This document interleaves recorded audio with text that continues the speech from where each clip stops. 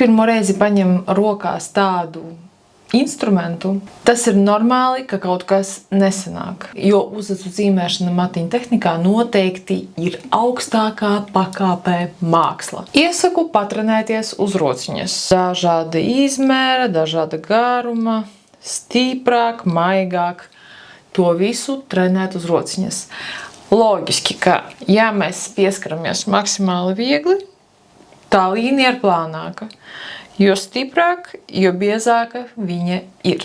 Svarīgi arī kādā pozīcijā mēs turam rociņu. Mums obligāti to zīmulīti jātur tādā leņķī, kādā mēs gribam mūsu matiņu.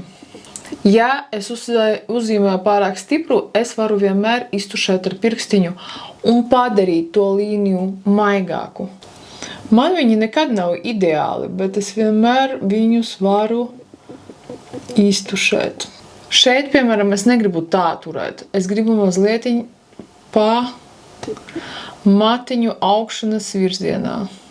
Mums vienkārši ir jāuztrenē to roku.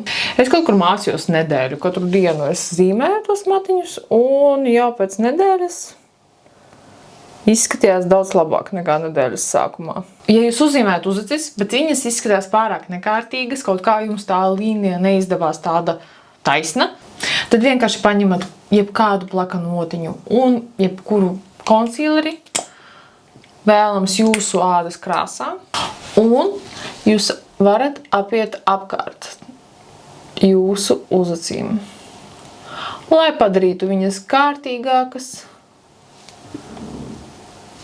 un noņemtu tos matiņus, kuri izskatās nevietā. Tādas uzacis man sanāca šodien.